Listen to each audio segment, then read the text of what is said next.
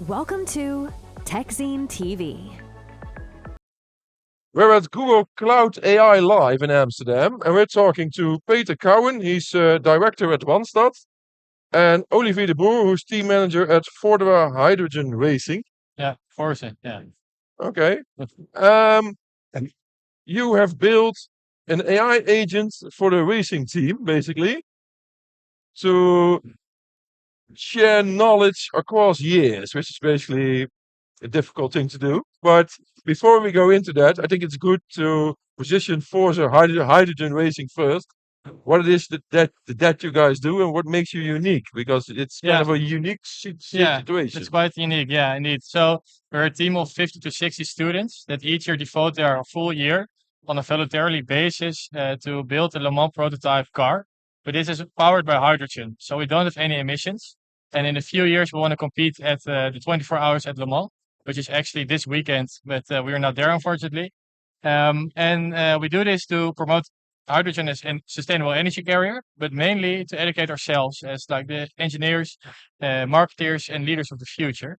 And also educate the general public, so making everyone aware what we do and what we can achieve. Okay. And Randstad plays a role in this. Can you explain what you're doing for them? So I am responsible for the specialization in Randstad. It's called Randstad Digital. And Randstad Digital is all about digital talent, digital projects, and getting digital work done, specifically in cybersecurity, data and AI, and digital delivery. And so Randstad is a sponsor of Forze, the Forze project. And there should also be, in today's world of engineering, a digital component as part of that. And that's where we joined forces. We combined the capabilities of the Google platform and support from Google with Randstad's ability to create applications and integrate the data that is needed for that to support the challenges that Forze is dealing with. Okay. But it's a student team, so you work on it for a full year. Yeah. And after the year, everybody leaves. Yeah, so that's one of our biggest challenges. So each year, a new team starts. And the entire team leaves Forze. And then a new team is onboarded in parallel to the last part of the current team. And the current team becomes alumni. And those are the people that help everyone engineer. Because we don't only do the engineering part, we also do the governance, the business and operations side. So the new team takes over everything of the whole organization. Okay, and now you have built an AI agent called Forza Myrate. Exactly. Kind of like the digital mentor to help these new students with all the knowledge that was acquired over the last couple of years, basically, I'm guessing. Yeah. And imagine here that the knowledge that was acquired looked like, if you would look at the data, you would see a student room. It's a mess. It's all over the place. It is not categorized or standardized or structured. So how do you get all of that information that has been built up over the last 18 years by 500 students? How do you get that combined in a trusted way of supporting, mentoring, supporting the engineers that are working on today's edition of the car, that are part of the cohort that is this year going to be productive in advancing the innovation on the car. That's what we built. And how is that going? It's going well. So already a very large part of our organization has adopted to the technology, to the AI agent for Iterate. And we see that, for example, with the onboardings, it goes now twice as fast as before. Because our engineers in the new team can independently onboard themselves by just asking questions, generating modules, and also start quizzes to test if they have adopted to the knowledge they needed to take in. And besides that, the current team is using it as well. So we see a lot of increase on the productivity because before you had to search for a document and read the entire document, and then you needed to go on to the next document, etc. And now you just get the overview of everything you need.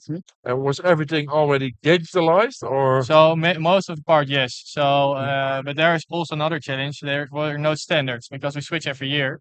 And the new team decides on what's the new standard. So you take along a sort of a standard from the team before, but as a new board or your governance changes a bit. But it's documented in a certain way, and this AI can really scan everything that's documented and compare it with each other and give a real good answer. So it's really interesting because what is essentially sort of by design institutional knowledge disappearance turns into something that that coexists with this constantly shifting group. Yeah. So when it comes to maybe making sure that you don't just have data bloats and quality of data standard, is there any type of selection that you make as to what to include for the mentor to keep, or is there something for the mentor to learn, let's say, in all of the data? Yeah, so it takes the newest data available always, and that's prioritized. And besides there, you don't always know if it's correct data or if it's interpreted right. So together with Randstad, we determined some requirements, which was referrals to each document it takes knowledge from. And this prevents hallucinations. And if it wants to give an hallucination, it just is forced to tell it doesn't have any information available. Okay. Yeah, one And of the trickiest parts with Yeah. AI. but before you were dependent on alumni to help you out with difficult questions or design choice from the past, maybe, Yeah. or wiring or whatever. But when you talk to people, they have their own bias or their own thinking in how things should be built or developed or designed. And now you're talking to an AI agent. Is the AI agent biased in its design and how it should go, or is it more open, or is there some experience in that? So we see that the AI is very objective. So it only scans the data without any perspective or any subjective opinion, and then just shares the information that it reads. And that takes away the bias. And the interesting part, it's also connected to Slack, and there people can just chat along. But then again, it also shows and reads about only the information that's standing in the messages and not interpreting it with its own opinion. So I would say the bias taken away more. So there's obviously data use is not new for racing teams, right? Like No. machine learning has helped, carve out strategies, all these things. And they're obviously quite latency dependent sometimes. But I'm assuming that this mentor is more for, like, if you're back not during a race or not like during a race weekend, maybe even. But what kind of scenarios is this used in? So we're now currently focusing on just organizational processes, SOPs, Right. engineering, designs, and etc. But that's the first part we wanted to do and facilitate for our team members. But the next part is, of course, racing and real life and live data and troubleshooting help. And that's what we want to develop in the future. So while troubleshooting, testing, and eventually racing, having an extra teammate that's doing everything faster than we can do as humans. Okay, but this is an extreme version of losing all your knowledge in a company. Yeah. Can Randstad take these learnings they got? Can you take this to the commercial market with enterprise organizations having thousands of employees and legacy software and losing their developers that have the piece of knowledge that was required to maintain certain systems? Or You're spot on. You're spot on. So we are working with clients that have of course, at a different scale, but have a similar challenge as to what Oliver described for Forza. How do you make all of the engineering data that you have in your company accessible, easily accessible? How do you avoid what you just mentioned, that there's a bias of a certain strong personality, and stick to the facts? How do you onboard new talent? And at the same time, how do you safeguard those people that are going to retire, that they leave the knowledge behind instead of taking it with them? So those challenges that you will find at I would say, an elevated level, an accelerated level in Forza, are also found in corporations that deal in a similar fashion. So the interesting thing is that this is not a project that has taken us years to build. Actually, the real work to build this is probably 4 weeks. So you can quickly start with today's technology to get something off the ground, get your projects live, and then iterate and further develop the application, the capabilities of the application. but is all the knowledge always available? Is everything documented well? Or do you still rely on the alumni to give context or give information that's just not findable or not So there? here again, it comes the prevention of hallucinations come along, because not everything is documented. We are students indeed. We have a messy data room, to say so, if you have seen our presentation. Yeah, but developers don't like to document No, either. I no. know for a fact, and IT administrators are Yeah, a bit better, but not always. So there are some parallels there, I'm guessing. yeah, but the fun thing is that you see now that we started using AI, and you see the limitations of our own documentation. So this is also a trigger for the new team that's coming along to document well, because it will only improve their own processes, because they can find the data they need faster and better. And it's also in an organizational sense, we now are aware that we need to document better. So we're now creating new positions within our team, like AI engineer or people on information and communication, to improve everything we have by standardizing and documenting better. It's also interesting what you mentioned is that the iteration process is remarkably short. Yeah. But it's uncountable how many AI projects have failed over the past only 4 years, let's say. Yeah. Do you think that one of those causes could be that they're trying to workshop it for too long before they try to actually test it in real life?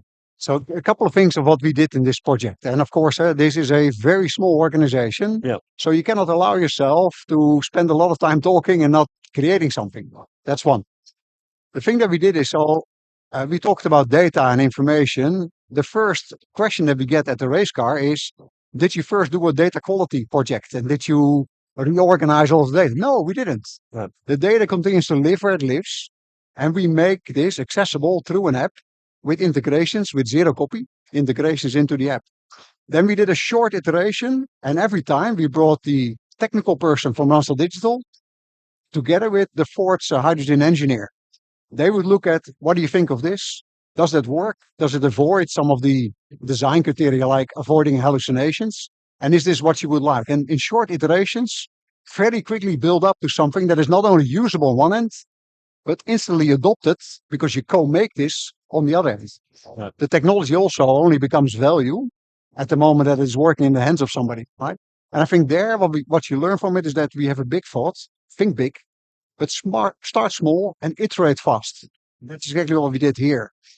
If I look at our own organization in Randstad, we sometimes forget that as well. We think big and we start big. Oh, there's probably a better way of doing this, and show, not tell, how you iterate on the basis of that. Right. Okay. Well, it just proves again that data is really important and making information available within an organization is important. Yeah. But if we take it a step further, and we say if AI can preserve and transfer this institutional knowledge this effectively, what does it mean for organizations when they're hiring new people? Can they hire more juniors now?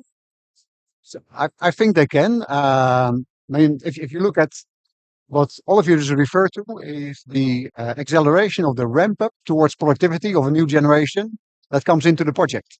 Yeah. Now, if you take that into a corporate world, if you onboard people and you want them to quickly learn how we do stuff around here in terms of content, but also we included also HR policies. Right? They're also part of the system. If you have this at your disposal, if also we embedded in the application a testing mechanism. So you get the information that you need to learn in modules. The AI does that. The AI presents you with checking questions and then validate whether you're good to go to the next module and learn what you need and what is applicable for your job. That's similar to onboarding people in a corporation. Okay. I want to thank you guys for giving some insight into Forze Hydrogen Racing and into Randstad and how they helped you guys complete this journey. I hope you have a great show. Yeah, Thank you. And let's see where this goes, and success with the racing, I guess. Thank you very much. Thank you for watching TechSign TV. We'll be back with more from Google Cloud AI Live in Amsterdam. Thank you for watching TechScene TV, the channel about enterprise technology that brings you IT insights and analyses from events all around the globe. We cover everything, everywhere. Visit techscene.eu for more written in-depth articles and analysis, or keep watching techscene.tv. Don't forget to subscribe to our channels and share your favorite videos with your colleagues. We'll see you soon.